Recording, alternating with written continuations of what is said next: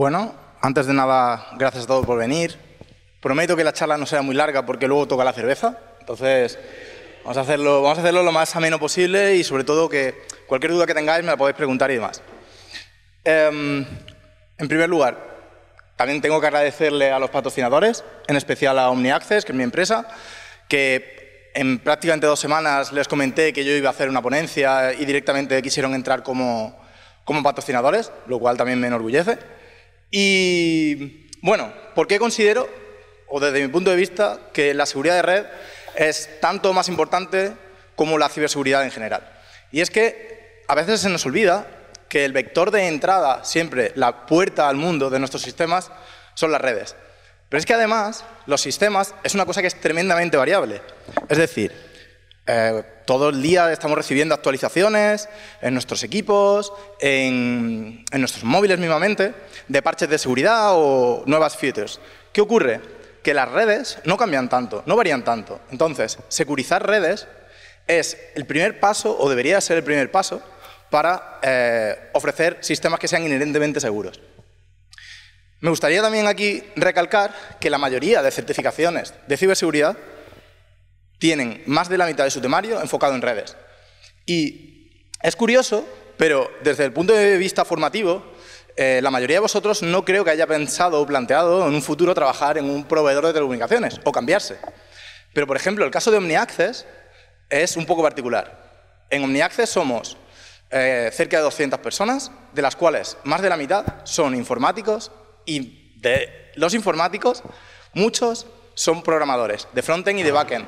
Pero esto precisamente no es porque no somos un operador al uso. OmniAccess es un operador que presta servicios de conectividad a yates de lujo y superlujo, muy, muy grandes, a lo largo de todo el mundo, inicialmente vía satélite, pero realmente a través de cualquier tipo de conectividad. Tengo ya más de 10 años de experiencia en este mundillo y particularmente en OmniAccess llevo 3. Entonces, espero que, bueno, con mi charla, por lo menos, tengáis la curiosidad de introduciros en este mundo de la seguridad de redes. No obstante, para esto os tengo que comentar cómo funciona la red de un operador de telecomunicaciones.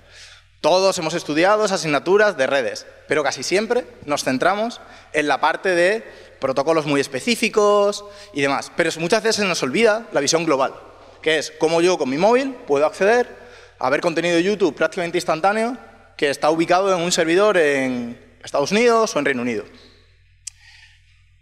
Por resumirlo mucho, que la diapositiva ya lo es, básicamente nuestra información parte del router o de nuestro móvil, llega a la central del operador, que la tenéis ahí puesta en color rojo, y la central del operador, ese tramo que une el router con el operador, que la mayoría de las veces en comunicaciones de nuestros hogares es FTTH o ADSL, es lo que se denomina última milla.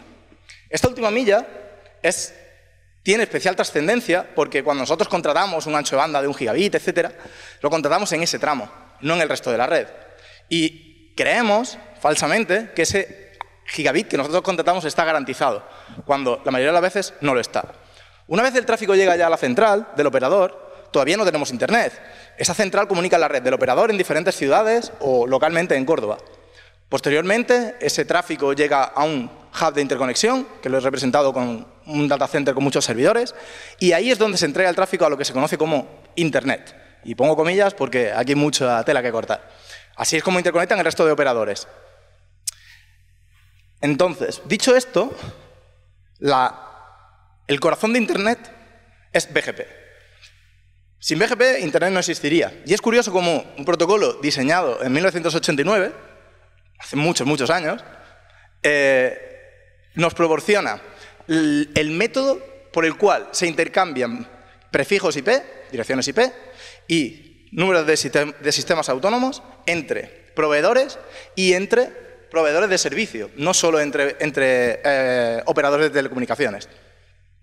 Es importante también decir que BGP, normalmente las sesiones BGP a nivel de operador se suelen hacer en los propios centros de interconexión de datos.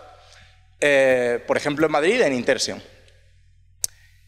¿Y qué tiene de característico BGP? BGP se pueden establecer muchos tipos de sesiones, pero las fundamentales son 2, que es tránsito y peering. Y son bastante diferentes, aunque en la práctica, a nivel técnico, es lo mismo. ¿Qué es un tránsito de Internet? Un tránsito de Internet es una sesión de BGP que yo establezco desde mi router en mi operador con un proveedor de Internet del nivel 1, es decir, que solo trabaja con proveedores de Internet, no trabaja para ningún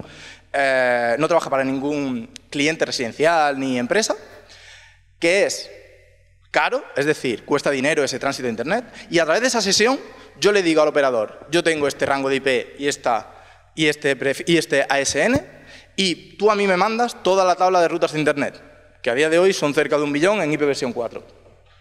Y esto se hace mediante unos contratos que son bastante estrictos, etc. Por otro lado está el peering, que es muy curioso y es una cosa que realmente me fascina, porque realmente el peering de Internet, si volvemos a la diapositiva anterior, se establece, por ejemplo, con Google, con Netflix, con AWS, y es una forma en la cual yo establezco una sesión de BGP solo con un proveedor de contenido para decirle, esta es mi red, mis clientes van a acceder a tu red de manera directa, sin pasar por un tránsito, y tú te vas a ahorrar también la forma de mandarme el tránsito de ese tráfico hacia tu red. ¿Y qué gano yo como proveedor? Yo lo que gano es, no me quito ese tráfico de la parte de tránsito que cuesta dinero, me ahorro dinero, ellos también se ahorran dinero porque no pasa por el tránsito y además la comunicación es muchísimo más directa. Entonces, es muy curioso cómo proveedores ciertamente grandes, como puede ser Telefónica, Vodafone, etcétera, tienen muchísimos acuerdos de peering para ahorrarse tránsitos a Internet, que como he comentado antes, son caros, y además reducir latencias y saltos, pero además de eso, estas sesiones de peering pretenden, lo de la tasa Google que habréis escuchado, básicamente lo que pretenden es cobrarles a los proveedores de contenido por el uso de estas redes. Esto es un poco contraintuitivo, porque si lo pensamos fríamente, ¿quién de nosotros iba a tener una conexión de 1 gigabit en casa si no existieran los proveedores de contenido? ¿Qué va a ser? ¿Para bajarte las diapositivas de la universidad? Obviamente no. Entonces, es un poco esa sinergia que tienen entre los dos se necesitan entre ellos para que funcione bien Internet. ¿Y quién tiene la base de datos en la cual se identifican unívocamente las direcciones IP con las AS Number? Pues es el RIPE a nivel europeo. Hay una asociación igual de operadores, está RIPE Europa, hay otra en África, otra en Estados Unidos, que pagan una cuota mensual para anunciar y mantener esa base de datos. Y esa es la fuente de verdad. Es decir, todo Internet funciona gracias a que esa base de datos existe, funciona y es mantenida. Y ahí radica un poco también la parte oscura. Otra parte que quisiera comentar es la sobresuscripción. Y es muy importante para que luego podamos explicar los ataques de denegación de servicio. ¿Por qué? Porque en un proveedor hay dos tipos de sobresuscripciones. A nivel de última milla, como he comentado antes, y también a nivel de tránsito. A nivel de última milla es muy sencillo. Vuestras conexiones GPON, FTTH que tenéis en casa, si todo el mundo hiciera un test de velocidad a un servidor ubicado en la red del operador, que es bien cerquita, si lo hiciera todo el mundo a la vez, no os daría más de 40 megas en bajada, 20 en subida. Aunque tuvierais 10 gigas de conexión. Da igual, el protocolo no lo soporta. Porque se multiplexa entre 64 usuarios, 2,5 gigas en descarga y 1,5 en subida. Pero es que además de esa sobresuscripción, se hace también a nivel de tránsito. ¿Por qué? Porque si yo soy un proveedor y yo quisiera poder provisionar el gigabit de tráfico entero a cada uno de mis clientes, supongamos 100 clientes o 1000 clientes a 1 gigabit, tendría que contratar 1 terabyte de tránsito de Internet, que vale muchísimo dinero. Por tanto, se hace una sobresuscripción. ¿Cuánto? Más de un 90%. Es decir, volvemos a lo de antes. Si supusiésemos ideales las conexiones de última milla y todo el mundo tuviera 1 gigabit hasta la red del operador, si hicieran un test, os daría el 10% de la conexión, como mucho. Por tanto, esto nos lleva a la parte de ataque de denegación de servicio. Y esto es lo que aprovecha los ataques de denegación de servicio. Que los operadores no tienen la capacidad de ofrecer redes o conexiones suficientemente baratas para proporcionar todo el ancho de banda a todos sus clientes. Aquí lo que os muestro son unas gráficas de las tendencias de ataque de denegación de servicio del Q1 de 2023, de este año. Me gustaría destacar que están organizadas por países y son ataques de denegación de servicio de la capa de red. ¿Por qué los he puesto a la capa de red? Porque son las que afecta principalmente a operadores. Pero es que además de eso, forma parte de más del 60 y el 70% de los ataques de denegación de servicio del mundo se hacen utilizando estas técnicas. Si fijamos por objetivo, por destino, por país destino, tenemos que entre China y Singapur suman el 40% del tráfico que se ha generado de ataque de denegación de servicio contra países. Y más pequeñito tenemos Estados Unidos y Finlandia. Y diréis, ¿por qué has puesto Finlandia? Bueno, porque si luego lo normalizamos, es decir, si vemos respecto al total de tráfico del país, cuánto tráfico ha sido de denegación de servicio por destino, vemos que en Finlandia el 80% del tráfico que entró en ese país, en el Q1 de 2023, han sido ataques de denegación de servicio. Es decir, tráfico que cuesta dinero, que hay que mantener y que es inútil. Perdonad. Trabajo. Por otro lado, tenemos también por origen. Si lo normalizamos por origen, vemos que China tiene un 8%, Singapur no llega al 2% y Finlandia otra vez destaca con cerca de un 15%. ¿Qué quiere decir esto? Quiere decir que Finlandia recibió el ataque, pero también respondió. Todos los países, principalmente, sobre todo los nórdicos, tienen buenos equipos de Red Team, que antes habréis escuchado o escucharéis charlas sobre Red Team y Blue Team, para contrarrestar estas cosas. Pero pensaréis, ¿por qué Finlandia? Bueno, si pensamos, Finlandia acaba de entrar en la OTAN. Quizá parezca irrelevante o quizá no, pero estos patrones de geopolítica mundial tienen efectos directos en las gráficas o en las tendencias de ataque de denegación de servicio. Y si allá donde hay un conflicto, con potencias obviamente desarrolladas, se ven las tendencias. Y es muy claro, muy claro. Además, ya digo, esta gráfica es la misma de antes, simplemente para que veáis la diferencia normalizando al 100%. Si establecemos el 100% arriba, desaparece Finlandia respecto a tráfico y en la normalizada destaca muchísimo. Ahora os voy a explicar, os voy a comentar el ataque que sufrieron los streamers en Andorra Telecom, me parece que fue en octubre de 2022, por ahí. Básicamente, vamos a hacerlo desde el punto de vista de un atacante, ¿no? ¿Por qué elegiría esta red o por qué lo haría o cómo lo haría? Y realmente, ¿por qué lo de Andorra Telecom es difícil que vuelva a pasar con otro operador en cualquier otro sitio de España? Andorra Telecom, bueno, principalmente, se buscó la franja que había un evento de Twitch que tenía más de 1 millón de seguidores viéndolo en ese momento. Los streamers principales, Auronplay, Rubius, etcétera, estaban haciendo streaming. Y podríais pensar, ¿por qué no ataco la plataforma de Twitch en vez de atacar al operador? Porque si yo ataco la plataforma de Twitch, Twitch está alojado en el centro de datos de interconexión que hemos visto antes, tiene allí sus servidores. Twitch allí tiene un ancho de banda que ningún ataque de denegación de servicio llevado a cabo por una persona, por un particular o tal, tendría capital de poder hacerlo. No así, el operador es otra cosa. Andorra Telecom tiene algunas cosas características. Por ejemplo, en Andorra hay 77.000 habitantes y el único operador es Andorra Telecom. Aparte de pagar pocos impuestos, tienen pocos operadores. Entonces, ¿qué ocurre con esto? Bueno, y además tiene una característica que lo hace también diferente, y es la orografía. Es decir, Andorra es una isla, aislado de todo. Andorra Telecom, su principal objetivo, su principal mercado es residencial. Eso significa que él tiene que tener una alta sobresuscripción, obligatoriamente, para no incurrir en pérdidas. Pero es que además, las comunicaciones de Andorra Telecom con los principales centros de datos tendrán que ser mantenidas por Andorra Telecom porque no va a haber nadie más que quiera llevar una línea a Andorra. Entonces, eso hace que estos canales de información tengan que ser mantenidos por ellos y no tengan una alta capacidad.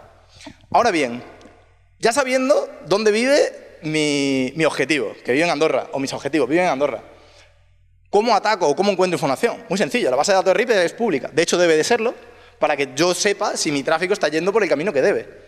Ahí puedo mirar el AS Number, que se ve sencillo, pero es que además puedo ver qué IPs tienen este rango, qué IPs están anunciando.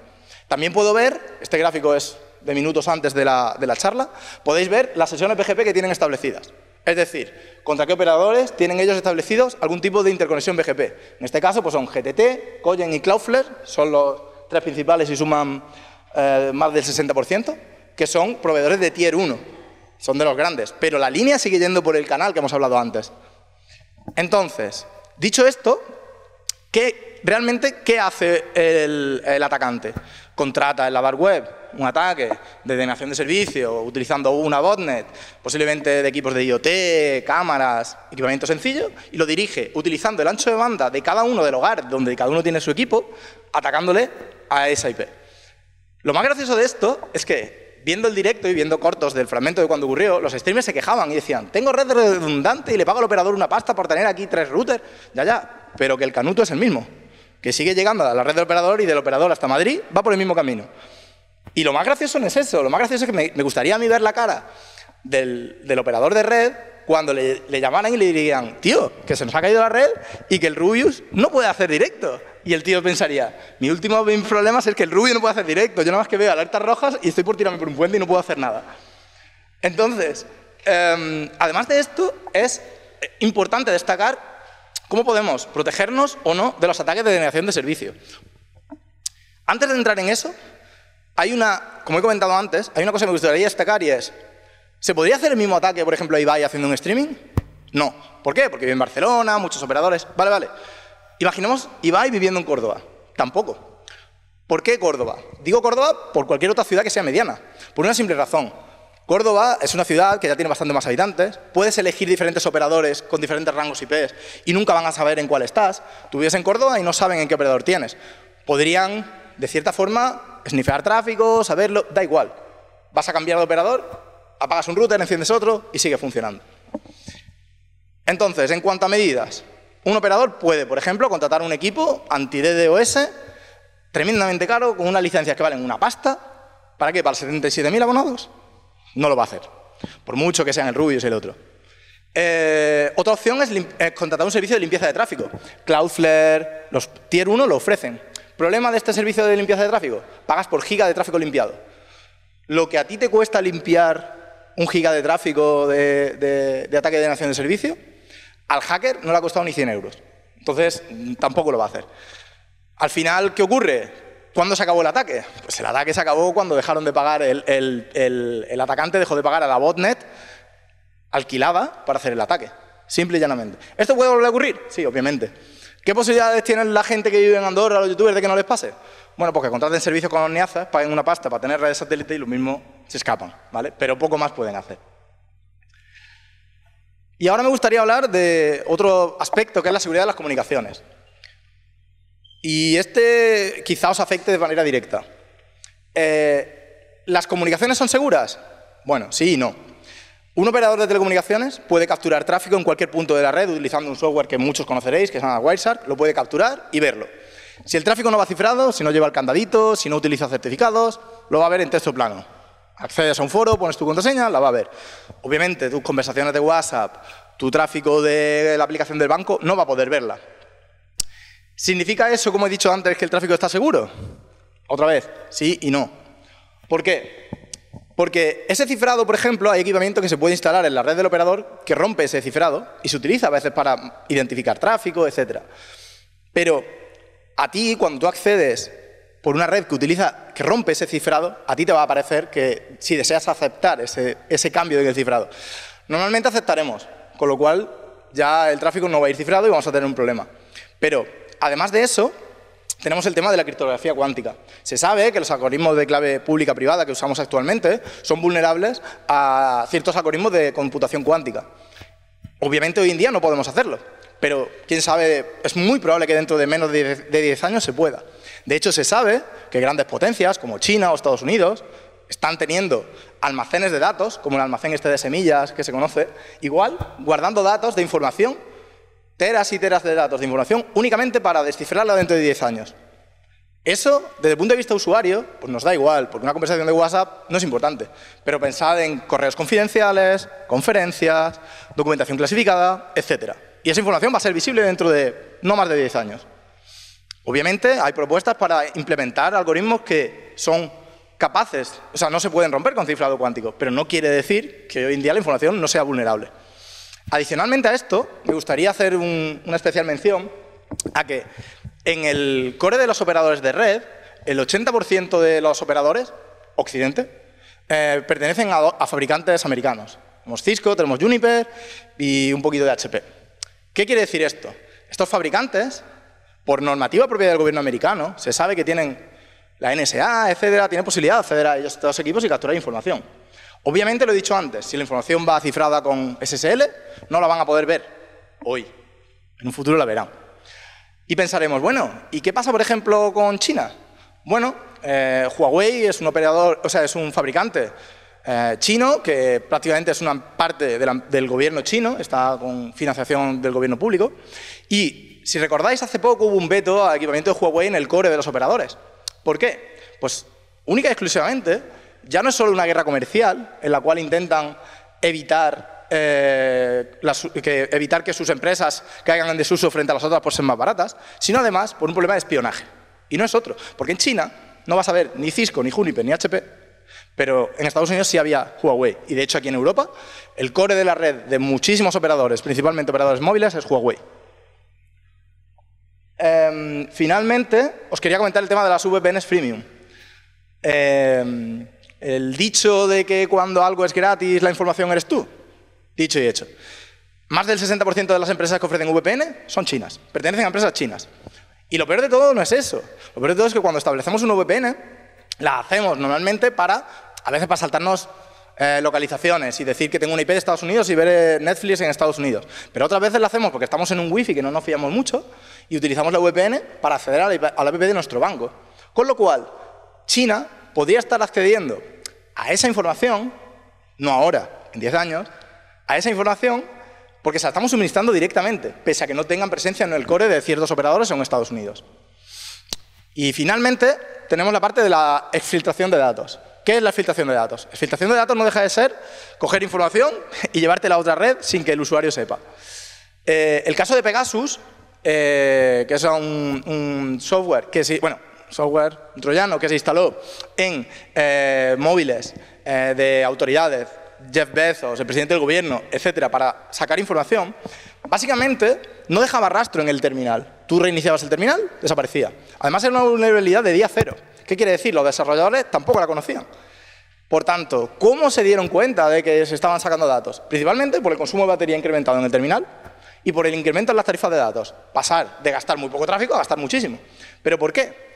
Porque cuando teníamos Pegasus instalado en el terminal, lo que ocurría era que cuando tú subías una foto, no solo se subía a iCloud, sino que además se mandaba a un servidor en cualquier parte del mundo. Y normalmente esto es bastante importante en operadores profesionales porque con la monitorización de red que tenemos, primero, vemos incrementos de tráfico anómalos, pero es que además vemos destinos anómalos. Y tú a tu cliente, que es VIP y que es Premium, le puedes decir, oye, estoy viendo tráfico que estás mandando de repente a Rusia. ¿Por qué estás mandando tráfico a Rusia? Dice, no, yo no quiero mandar tráfico a Rusia. Y directamente lo puedes cerrar. Repito, esto se puede hacer en ciertos clientes que obviamente pagan por ese servicio. Pero todos nosotros no lo vamos a hacer y un operador pequeño tampoco lo va a hacer. Porque por 50 euros de conexión, como comprenderéis, no merece la pena. Quisiera comentar ahora el tema de la automatización de red, que quizá no tenga nada que ver con la seguridad, pero sí con la falta de planificación o una planificación incorrecta. La automatización de red básicamente nos permite aplicar una configuración en cientos o miles de equipos a golpe de clic. Ahora bien, si el clic que yo hago tiene algún error, esto es como Chernóbil, eso no hay quien lo pare, se propaga por toda la red. ¿Qué ocurrió cuando hubo un outage de WhatsApp, Instagram y Facebook en 2021? Pues básicamente fue esto, no fue ningún ataque ni nada por el estilo, fue unas labores de unas tareas que se hicieron. Recordemos, estábamos en pandemia y los ingenieros de red estaban trabajando en remoto. Utilizaron Ansible, que es la aplicación mayormente conocida para el despliegue de configuraciones en equipos de red, y propagaron un cambio en BGP por el cual dejaron de anunciar sus prefijos, sus IPs de DNS. ¿Qué ocurrió? Automáticamente quedaron fuera los trabajadores y no pudieron recuperarlo. Si hubieran estado en la oficina, no seré yo quien diga lo del teletrabajo y tal, porque yo estoy teletrabajando, pero si hubieran estado en la oficina, habrían podido recuperarlo rápidamente, pero estaban fuera y sus VPN se cayeron y quedaron fuera de los sistemas para poder recuperarlos. Además de esto, cuando intentaron acceder al equipo, o sea, al data center, el data center también tiene medidas de seguridad, de reconocimiento biométrico, etcétera, etcétera, que ataca ¿a quién? A los servidores DNS, que no son accesibles. Por tanto, tenían el servidor justo, lo estaban viendo detrás de una puerta y no podían acceder. Acceso denegado, acceso denegado. Tuvieron que hablar con la empresa que montó esos equipos de seguridad, que la empresa se desplazara, forzar, entrar y cambiar la configuración. Un outage que habría durado minutos, acabó siendo 6 horas. ¿Qué ocurre? Que la única forma de protegerte ante esto es testearlo en un laboratorio. Y la verdad es complicado a veces. Hay cosas que son complicadas porque la realidad a veces supera la ficción. Y hay ciertos errores que te encuentras cuando estás en despliegue y no te encuentras en laboratorio. Pero este caso se podía haber evitado. Y ahora llegamos ya a la parte chula, o para mí es la que más me interesa, y que posiblemente nunca hayáis oído hablar, que es el secuestro BGP y el leaking de BGP. Básicamente es lo mismo, con la diferencia que el secuestro BGP es malintencionado y el leaking es un error humano, mayormente, o de automatización, parecido a lo que hemos visto antes. ¿En qué consiste? Bueno, en la primera imagen os muestro una serie de sistemas autónomos, que bien pueden ser proveedores, y tienen sesiones BGP entre ellos, y es la forma en la cual el primer operador es capaz de llegar a la IP, por ejemplo, la 8880/24, que aquel AS number, por cierto, es el de Google, le llega y dice, para tú llegar a esa IP, tienes que seguir este pasos, siguiendo la S-Path. Por aquí, por aquí, por allí. Y la vuelta del tráfico, la respuesta, podrá venir por otro camino. No nos importa. Pero ¿qué ocurre si un operador de red introduce una configuración que diga que esa red la tiene él y además la tiene también el otro? Pues, por ejemplo, por el algoritmo BGP, el AS-Path es más corto y posiblemente redirija ese tráfico a la red del operador, a la otra red. Como he dicho, esto se puede hacer de forma maliciosa o se puede hacer de forma por error, ¿no? Un leaking. Y ahí tenéis algunos ejemplos. Bueno, ¿y cuánto pasa esto? Bueno, continuamente. Aquí tenéis algunos ejemplos, que algunos me parecen especialmente curiosos, como por ejemplo, Pakistán y la censura. Pakistán quiso censurar en el año 2008 YouTube. Efecto, tiró todo YouTube a nivel mundial. Fácilmente. Irán quiso banear la pornografía. Efecto, en Rusia y en Hong Kong tuvieron problemas de conectividad durante bastante tiempo y encima, como tenían fricciones políticas, tardaron tiempo en recuperarlo. Por ejemplo, otro leak ocurrió cuando un pequeño ISP en Ohio, un proveedor, empezó a publicar cerca de 1.300 direcciones IP de Amazon Web Service, con la de web que hay alojadas en Amazon. En India pasó una cosa parecida con todos los prefijos americanos de Google, Microsoft y Akamai. Y por último, que este sí fue un ataque de BGP enfocado a un exchange de criptomonedas en el cual empezaron a anunciar la web del exchange, o sea, las IPs de ese exchange en otro AS y robaron 1,9 millones de dólares. Y el problema de esto no es tanto el dinero que se robó o el que no, sino que un ataque como el de Andorra Telecom deja también sin servicios a cosas como la policía, administraciones públicas, servicios de seguridad, etcétera. ¿Y cómo nos protegemos frente a esto? Bueno, lo peor de todo es que la forma de protegernos es bastante sencilla, pero el problema es que no está implementada. Y ahí viene un poco por qué quise hacer la charla. La primera es BGP Filtering. BGP Filtering básicamente es, yo te anuncio una red y tú solo aceptas esa red.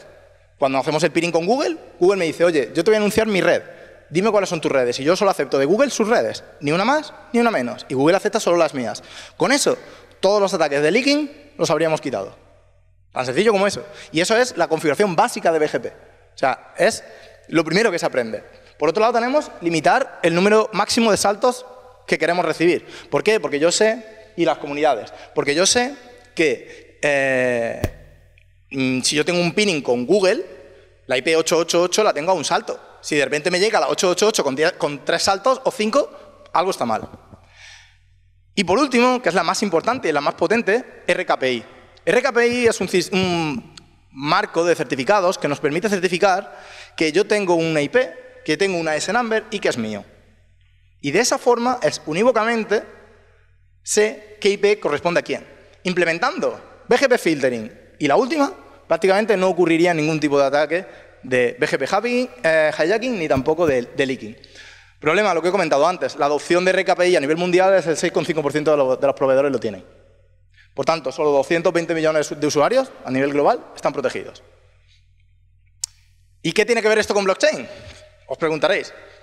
Vale, sin entrar en detalle cómo funciona blockchain, es tremendamente complejo, pero básicamente podemos reducirlo a una base de datos distribuida con una serie que se denomina cadena de bloques, en la cual cada nodo tiene una copia completa de la base de datos.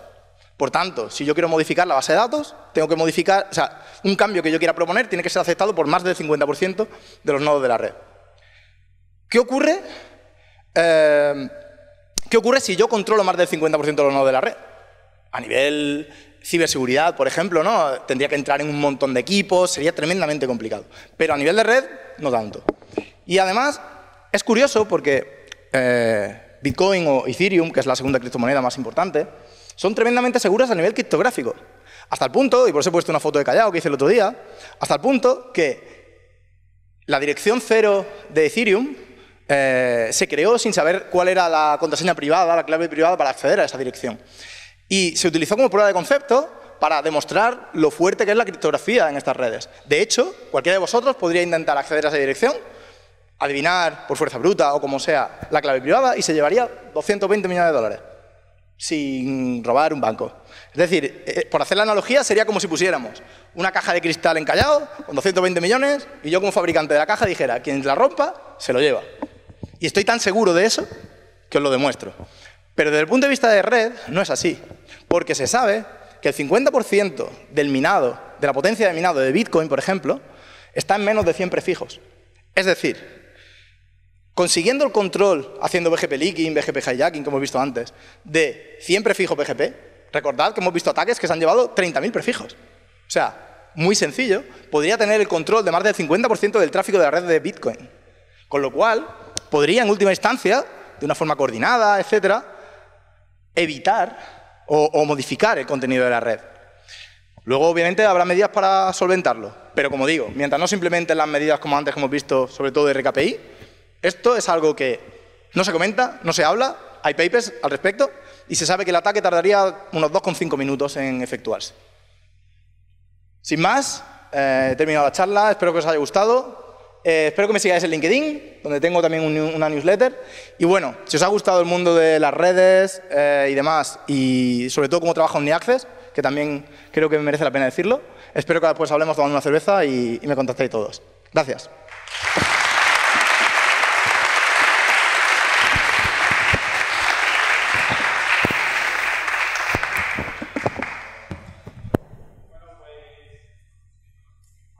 No lo había encendido, lo he apagado. Pues muchas gracias por tu ponencia. Y ahora, si alguien tiene alguna pregunta, no sé. Venga, voy para allá. Bueno, comentaba al principio que si yo, por ejemplo, tengo contratado un gigabit Ethernet con mi compañía de Internet, lo más seguro es que eso, bueno, no esté asegurado esa velocidad. Pero yo como un cliente normal entiendo que no, pero las grandes empresas entiendo que de alguna manera a las empresas de telecomunicaciones sí les tengan que certificar que un cierto ancho de banda que ellos contraten esté siempre presente, ¿no? Sí, es exactamente como lo comentas. De hecho, ahí viene la parte que hemos comentado antes de la diferencia entre tránsito y peering y demás. Para que os hagáis una idea, una línea de 1 gigabit de tránsito a Internet en Madrid, es decir, yo desde Córdoba pago el transporte de Córdoba a Madrid, en Madrid, aproximadamente cuesta unos 500 a 1.000 euros mensuales para garantizarte ese ancho de banda. Y sí, es mucho más caro y, no obstante, hay empresas importantes, como puede ser, por ejemplo, se me viene a la cabeza un Airbus, una cosa así, que tengan líneas con un CIR dedicado, que también son bastante más caras, y se las puedes contratar. Telefónica, OmniAccess también las ofrece, ¿vale? Es decir, son líneas que se suelen llamar líneas dedicadas, ¿vale? Y son bastante más caras. Gracias. Hay otra pregunta por aquí. Quería saber, para realizar el peering, por así decirlo, para solicitar un peering, ¿cómo tendrías que hacerlo? Vale. Normalmente, a ver, depende. Si eres un operador grande, al final es algo que surge como de forma un poquito como muy inherente, ¿no? Pero los operadores más pequeños lo que suelen hacer es que se interconectan en el centro de interconexión que hemos visto antes. Tú pagas una conexión a ese centro de interconexión y es, por así decirlo, como una red switcheada en la cual todos los operadores se conectan ahí. Y hay unos routers reflector, que son un tipo de router de BGP, al cual tú te conectas y automáticamente distribuye las rutas entre todos. Entonces, por eso es como muy orgánico. Aparte de eso, tú puedes también pedirle a ciertos operadores un tipo de peering, que por ejemplo me consta aquí PTV lo tiene, en el cual cuando tú ya tienes mucho tráfico con Google, a Google ya no es que le interese que hagas peering con ellos, sino que a Google lo que le interesa es montar en tu CPD, en tu centro de datos de Córdoba, una copia de su información, una especie de proxy, para que ni siquiera el tráfico tenga que llegar a Madrid. Por tanto, al final son cosas que suelen ir surgiendo conforme vas creciendo. Pero siendo pequeño, la mejor forma es, tú estás en un centro de interconexión, ahí únicamente pagas por un puerto en el switch, no pagas nada más, y a partir de ahí estableces las sesiones de peering con los operadores. Además, es bastante gratificante porque, como se suele decir, ¿no?, entre técnicos nos entendemos, y cuando te llega una solicitud de peering, tampoco puedes aceptar todas, porque al final gastas recursos de tu equipo, pero al final si es una cosa grande siempre te interesa porque te vas a ahorrar mucho dinero. De hecho, de la sesión que le he comentado adelante, ¿no?, de la sesión de tránsito, te vas a ahorrar muchísimo dinero. ¿Alguna pregunta más?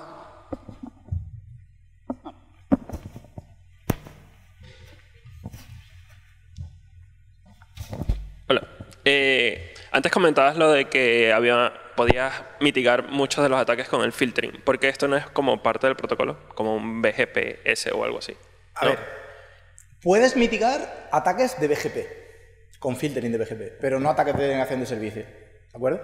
Con BGP filtering, ¿por qué? Porque realmente, si yo no acepto prefijos de quien no me los tiene que mandar, realmente ya garantizo que la información yo se la estoy mandando a quien yo quiero. De hecho, y a relación un poco lo que ha dicho ella, antes de establecer yo una sesión de peering, cuando a mí me manda la configuración, porque es como un intercambio de configuración, yo le mando a él, oye, mi configuración es esta, él me manda la suya, la cotejamos, yo me voy a RIPE y miro que lo que él me ha dicho es verdad. Si lo que él me ha dicho es verdad, no es verdad, yo no voy a hacer la sesión BGP. Aparte de intercambio de claves, que también se establece una sesión BGP. Pero principalmente, eso lo que previene es que yo sé que con quien establezco la conexión es quien dice ser. No obstante, eso son los peering, que es directo. Pero en un tránsito yo recibo toda la tabla de rutas de Internet. Yo tengo un tránsito con un proveedor de Tier 1, como puede ser NTT, que por cierto es patrocinador, ¿no? Con NTT tengo un tránsito y ellos me mandan toda la tabla de rutas de Internet. Mi tráfico se lo mando a NTT, pero es NTT la que luego se va a asegurar de que las sesiones de BGP que tiene con los otros son las realmente lícitas. Y que cuando el peering, cuando el tráfico viene de Google, es de Google y no es de alguien que dice que es Google. Y es por eso, porque al final es como granito a granito, saltito a saltito, se van garantizando esa seguridad. Hola. Antes has comentado que se puede ver información con Wireshark de forma plana, ¿no?, en la red. Sí. ¿Pero eso actualmente sigue siendo así? Porque creo que toda la información o la mayoría de la información va cifrada desde todos los servicios. ¿Hasta qué punto no se te puede conectar a una red y ver algo en plano, contraseña y eso? Ahora mismo es complicado, ¿no? Sí, hoy en día es complicado. De hecho, me parece que Chrome y algunos navegadores, cuando ya accedes por defecto a una web que requiera que no tenga cifrado, directamente te avisa. O sea, directamente te dice, oye, no lo hagas. Si tú lo haces, ya es bajo tu responsabilidad. Claro, el HTTP, ¿no? Sin la S. Correcto, el HTTP plano era así. Pero no hace tanto, WhatsApp activó el cifrado extremo-extremo. No fue hace tanto. Ese tráfico iba plano. A lo mejor hay aplicaciones que no lo tienen, aplicaciones que sí. Navegación web prácticamente está garantizada, ¿vale? Y aplicaciones de bancos y tal sí. Pero hay otra información que no, que obviamente todavía tiene que protegerse, pero es poca. Claro, ¿y hasta qué punto realmente son útiles las aplicaciones de sniffer como esa? Porque ¿Peticiones te refieres? Aplicaciones, perdón. No, o sea, son muy útiles, pero no para coger información. Son útiles para otras cosas. A nivel de operador de red, las usamos a diario. ¿Para qué? Pues mira, por ejemplo, lo primero que se puede mirar es el tamaño del paquete. En todos los pasos que hemos visto antes que pasa la información, el paquete pasa por muchos routers diferentes, conexiones diferentes, etc. Y algunas de esas conexiones tienen un tamaño de paquete diferente. Y a lo mejor cierto tráfico funciona, cierto tráfico no funciona. Y el cliente te dice, oye, no me funciona cierto tráfico. ¿Por qué? Porque los paquetes grandes no pasan y se pierden. Entonces capturamos y vemos la MTU del tamaño de los paquetes TCP para ver si pasan o no pasan. También sirve para ver retransmisiones. Cuando algún enlace empieza a fallar, pero no ha fallado todavía de capa física, se ven muchas retransmisiones. También te da información de eso. También te sirve para analizar el flujo de datos, los saltos que va dando, por dónde va dando. También te permite para ver si estás encapsulando correctamente. En el caso de túneles de IPsec, por ejemplo, para proteger información, ver si las cabeceras son correctas. Da bastante información y sobre todo da información de origen y de destino. que en el caso de exfiltración de datos es tremendamente importante. Normalmente esa información se coteja con herramientas de ciberseguridad para ver si el destino es... Pues lo que vas a ver, por ejemplo, es, oye, he visto aquí una petición DNS con un destino Rusia. No sé. De hecho, una de las primeras medidas de ciberseguridad que se implantó para resolver los problemas de ransomware no era encontrar el ransomware, básicamente era un tipo de virus que encripta información útil en el disco duro de los clientes y demás. Pero ese ransomware, para activarse, necesita tener conexión a Internet. Es decir, tú instalas un ransomware en tu equipo y si estás sin Internet no va a empezar a cifrar. ¿Por qué? Porque ese virus necesita transmitir la clave de cifrado al pirata o al cracker para decirle, oye, esta es la clave de cifrado para que tú luego puedas descifrarlo. Gracias a técnicas de monitorización de red, se empezó a bloquear de manera muy fuerte en clientes profesionales todo el tráfico que iba destinado a ciertos países, ciertos AS number que se sabía que tenían los servidores de ransomware. ¿Qué ocurrió? Pues que muchos clientes tenían el ransomware instalado, sus antivirus no lo detectaban todavía, meses después detectaron el virus, pero el virus estaba inactivo porque no podía conectarse. Y todo eso realmente lo sacas gracias a eso, snifear tráfico y demás. También a veces se sacan patrones, ¿vale? Patrones de ataques de negación de servicio que van empezando. Muchas veces es como una exponencial, ¿no? Empieza poquito a poquito y ya es imparable. Si eres capaz de detectarlo antes a tiempo, capturando paquetes, puedes activar filtros, desviar tráfico, etc.